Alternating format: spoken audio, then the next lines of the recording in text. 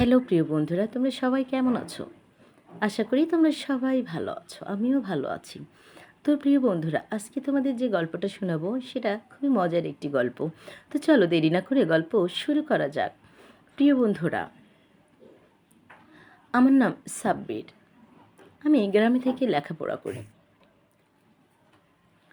শহরে আমার অ্যাডমিশন হয়। শহরে আমি এখানে আমার বড় দিদির সঙ্গে উঠেছি। এখানে থেকেই ইউনিভার্সিটিতে লেখাপড়া করছি। বড় দিদি খুবই ভালো। বড় দিদি যে বাড়িতে থাকেন সেই বাড়িতে মাত্র 2টা রুম আর রান্নাঘর আছে। একা মানুষ এখানেই হয়ে যায়। সে চাকরিজীবী ছিল। আমি ইউনিভার্সিটিতে এখানে থেকেই লেখাপড়া কন্টিনিউ করতাম। যাই হোক, আমার মারা 3 বোন 2 ভাই। তার মধ্যে আমি হচ্ছি বোনদের মধ্যে সবথেকে ছোট বোনের ছেলে। আমি এমনিতেও লেখাপড়া নিয়ে খুবই ব্যস্ত থাকতাম। খুবই ভালো রেজাল্ট করব বলে আমি গ্রামেই আর থাকিনি। শহরে অ্যাডমিশন নেওয়ার জন্য অনেক অনেক চেষ্টা করে বাস ভাগ্যের জোরে অ্যাডমিশন শহরে পেয়ে গেলাম। ফার্স্ট দিন আজকে আমার ইউনিভার্সিটিতে। প্রথমে ইউনিভার্সিটিতে আসলাম। আসার পরে সবার সঙ্গে টুকিটাকি একদিনে যতটুকু পরিচিত হওয়া যায় হলাম। নেক্সট দিন আমি ক্লাসও করলাম, করে বাড়িতে ফিরলাম। আমার দিদি একটা বেসরকারি কোম্পানিতে চাকরি করত। দিদি দেখতে অনেক সুন্দর ছিল, যেমন উঁচা তেমন লম্বা। গায়ের রং ফর্সা ছিল তার। সে সবসময় লুজ লুজ জামা কাপড় পরত। কখনো সে টাইট ফিটিং জামা কাপড় পরতেন না। মাথার চুলটা কখনো খোলা কখনো বেনি থাকতো। চোখগুলো টানা টানা ছিল, দেখতে খুবই দারুণ লাগতো। নাকটা সরু ছিল, ঠোঁটগুলো খুবই পাতলা ছিল। যাই হোক, আমি কাজের ফাঁকে ফাঁকেই দিদির সঙ্গে বাড়ির কাজেও হাত লাগাতাম। দিদি যখনই কোনো কাজ করতে যেত আমি দিদিকে সাহায্য করতাম। অন্যদিকে মাঝে মধ্যে আমার একটু সমস্যা ছিল, শারীরিক প্রবলেম হয়ে যেত। এজন্য আমি মোবাইলে ওইসব দেখে দেখেই একটু নিজেকে শান্ত করে নিতাম। একদিন আমাদের ছুটির দিন ছিল। আমার দিদি ছুটির দিনেই ঘরবাড়ি মুছতো, ঝুঁকে ঝুঁকে ঘর মুছছিল। অন্যদিকে ডাবগুলো উপরে ভেসে উঠছিল। হঠাৎ করে আমি মুভি দেখতে দেখতে আমার চোখটা ওদিকে চলে যায়। আমি অপলক দৃষ্টিতে চেয়ে থাকি, কিন্তু দিদি সেটা বুঝতে পারেন না। সে যতক্ষণ পর্যন্ত ঘরের কাজ করছিল ততক্ষণ পর্যন্তই আমি আড়ে আড়ে তাকে দেখছিলাম। দেখতেই আবারও আমার বাঁচা কাজ করতে মন চাইল। আমি উঠে আমার রুমে চলে গেলাম। দিদি বলল, এখনই ঘরটা পারাস না, টিভি তো দেখছিস, দেখ না। আমি বললাম, একটু রুমে কাজ আছে, আসছি। এই বলে আমি দরজাটা লাগিয়ে দিলাম। দেওয়ার পরে ব্যাস আমার বাঁচা কাজ আমি করে নিলাম। নেওয়ার পর আমি বাইরে আসলাম। বাথরুমে যাব এমন সময় দিদি ঘর মোছা শেষ হয়ে গেছে। দিদিও গোসলে ঢুকে গেছে। আমি জানতাম না, দরজাটা খোলা ছিল। আমি হুট করেই দরজা ধাক্কা দিয়ে ঢুকতে যেয়েই দেখি সে আর কি কাণ্ড। পর থেকেই আমার শান্ত করা মাথা আরও অশান্ত হয়ে উঠল। আমি নিজেকে কোনো মতো কন্ট্রোল করতে থাকলাম। বললাম, বেশি খেতে চেয়েও না, বেশি খাওয়া ভালো না, তুমি একটু শান্ত থাকো, নিশ্চয়ই তোমার জন্য আমি কোনো ব্যবস্থা করব। তারপরে ঘরে আসলাম। কিছুতেই মাথা থেকে যেন ওই দৃশ্য সরছেই না। কি দেখলাম এটা! যাকে কিছুক্ষণ পরেই দিদি টাওয়াল পেঁচিয়ে বের হলো। বের হয়ে ওই অবস্থায় আমাকে ডাকলো, বলল, তুই নাকি ওয়াশরুমে যাবি, যা। আমি একবার দেখলাম, দেখে না দেখার মতো করে আর চোখে তাকাতে তাকাতেই ঢুকে গেলাম বাথরুমের মধ্যে। যা মোটামুটি ফ্রেশ হয়ে বেরোলাম। নিজেকে যদিও কোনোভাবে শান্ত করেছি, কিন্তু এতেই সবটা হয়ে যায় না। তখন আমি মনে মনে ভাবলাম যে না, কিছু তো একটা করতে হবে। আমি তুরান্ত চলে গেলাম একটু বাহিরে। বাহির থেকে আসার পরে আমি যে জিনিসটা নিয়েছিলাম সে কথাটাই তোমাদের কাছে শেয়ার করব। তো দুপুরের খাবার খাওয়ার আগেই আমি বললাম, তুমি তো অনেক ঘেমে গেছো, অনেক ক্লান্ত হয়ে পড়েছো, অনেক কাজ করেছো বাড়ির, আমি কি তোমাকে একটু শরবত বানিয়ে দেবো? দিদি বলল, দিলে ভালো হয়। তাছাড়া দুপুরে খাবারও খাইনি, খেতেও ইচ্ছে করছে না। আমি বললাম, ঠিক আছে দিদি, আমি তোমাকে একটু শরবত বানিয়ে দিই, তুমি খাও, তোমার অনেক ভালো লাগবে, তাহলে আমিও একটু খেতে পারি। আমি খুব সুন্দর করে 2 গ্লাস শরবত বানালাম।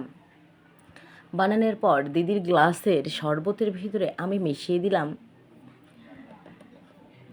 ঘুমের ওষুধ। একদম ডবল ডবল ডোজ দিয়ে দিয়েছি, যাতে করে সে খুব ভালোভাবে ঘুমোতে পারে। যাই হোক, দুপুরে আমি সেই শরবত দিলাম। আধা ঘন্টার পরে বলল, এখন খাবার খাওয়া উচিত। আমি বললাম, হ্যাঁ উচিত। খুব সুন্দর করে আমরা দুজন খাবার খাওয়া শুরু করে দিলাম। খাওয়া শেষও হলো। অন্যদিকে দিদি বলছিল, আমার চোখটা না ভেঙে আসছে, মাথাটা ঝিমঝিম করছে। আমি বললাম, দিদি খাওয়া শেষ করো। তড়িঘড়ি করে খাওয়া শেষ করলো। আমি বললাম, দিদি আমি কি তোমায় একটু মালিশ করে দিব?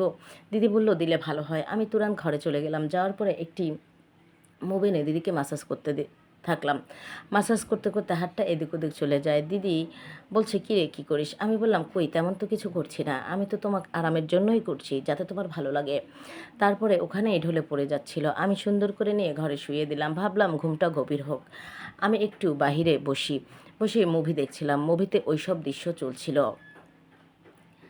আমি খুবই মজা করে দেখছিলাম। দেখতে দেখতেই বেশ কিছুটা সময় পার হয়ে গেল। আমি বললাম, এখন তো গভীর ঘুমে আচ্ছন্ন। আমি বাড়ির সমস্ত জানালা দরজাগুলো চেক করলাম। করার পরে দিদির রুমে গেলাম। যাওয়ার পর দেখলাম সত্যি সত্যি দিদি গভীর ঘুমে আচ্ছন্ন।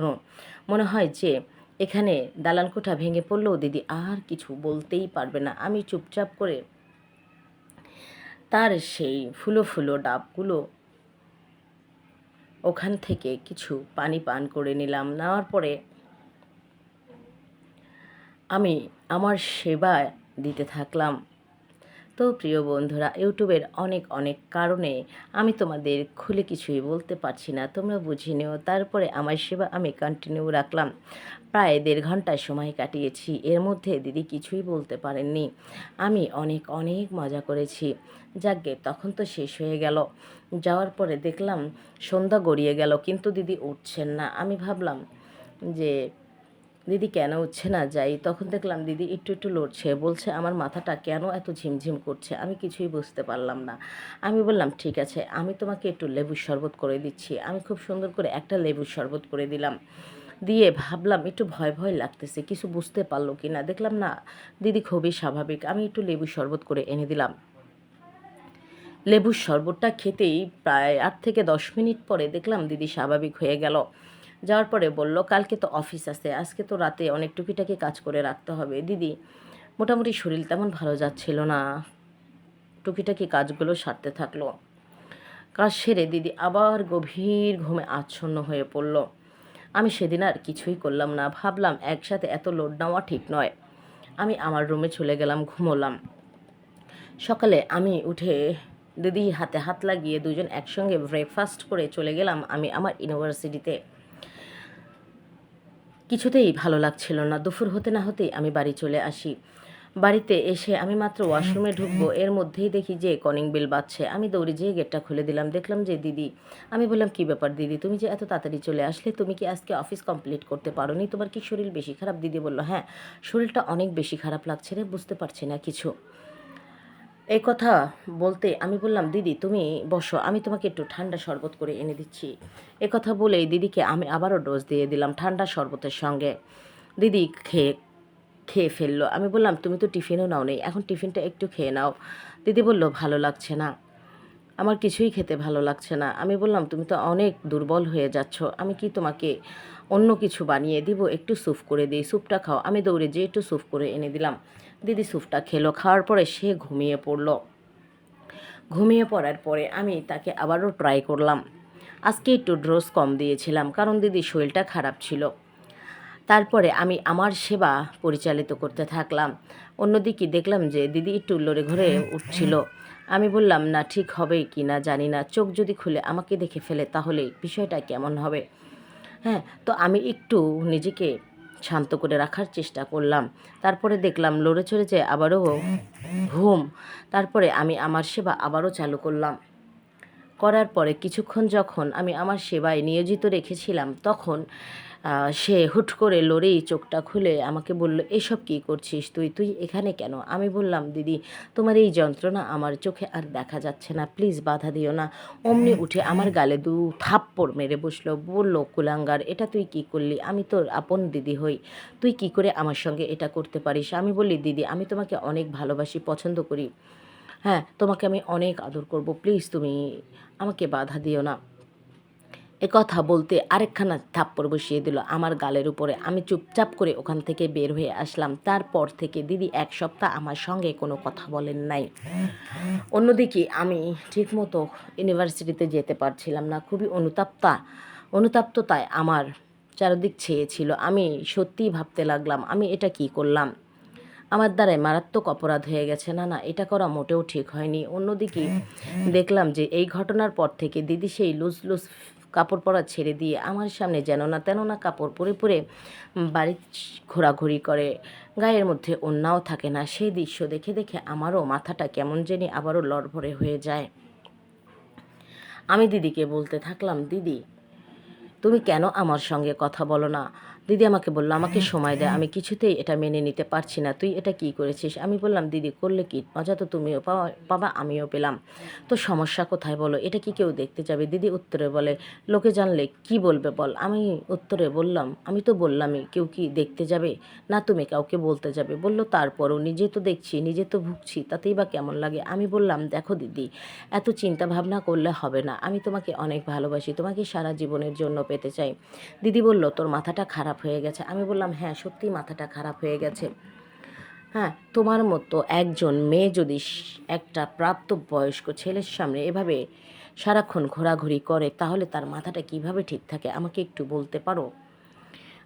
অত কথা বাদ দাও, তুমি শুধু আমার সায়ে সায় মেলাও। দিদি আমাকে বলল, আমার সময় লাগবে। এভাবেই আরও 1টা সপ্তাহ চলে গেল। যাওয়ার পরে দেখলাম যে দিদি কিছুতেই আমাকে কোনো পাত্তাই দিচ্ছে না। তো হঠাৎ ঝড় বৃষ্টির সময় রাস্তায় আটকা পড়ে গেছে। অনেকটা লেট বলে দিদি বৃষ্টিতে ভিজেই বাড়িতে চলে এসেছে। পুরা শরীর ভেজা ছিল। ভেজা শরীরের উপর দিয়ে স্পষ্ট আকার ইঙ্গিত সব কিছুই দেখা যাচ্ছিল। কিন্তু এতে করে দিদির মাথা ব্যথা শুরু হয়ে গিয়েছিল, কারণ দিদি বৃষ্টির পানি একদমই সহ্য করতে পারতেন না। আমি বললাম, তুমি দৌড়ে চেঞ্জ করে নাও। এই বলে সে চেঞ্জ করে বেরোলো। আমি টাওয়াল দিয়ে তার মাথাটা মুছতে লাগলাম ধীরে ধীরে। আমি বললাম, আমি কি তোমায় একটা ম্যাসাজ দিয়ে দিব? তাহলে তোমার একটু আরাম হতো। বলল, দিলে একটু ভালো হয়। এই তো কথা বলা শুরু করলো। আমি বললাম, তুমি তো বলেছিলে আমাকে জানাবে, কই কিছু তো জানালে না। এভাবে বলতেছিলাম আর তাকে ম্যাসাজ করতেছিলাম। মাসাজ করতে করতে হাত এদিক ওদিক চলে গেল। একটা সময় এমনভাবে মাসাজ শুরু করি, আমি সমস্ত জায়গায় দিদি আর নিজেকে ঠিক রাখতে পারলো না। তারপরে সে নিজে ইচ্ছে করে আমাকে জড়িয়ে ধরলো। তারপরে আমরা নিজেদের ইচ্ছে মতো সেবা নেওয়া দেওয়া করতেই থাকি। এরপরে আমরা 5 বছর সঙ্গে ছিলাম। আমাদের মধ্যে সেবা নেওয়া দেওয়া চলতেই থাকে। তো প্রিয় বন্ধুরা, আজকের গল্পটি এখানেই শেষ করছি। গল্প তোমাদের কাছে কেমন লাগলো অবশ্যই জানাবে। যদি ভালো লাগে like, comment, share and subscribe করে আমার পাশে থাকো। আজকে বিদায় নিচ্ছি। Bye bye and take care.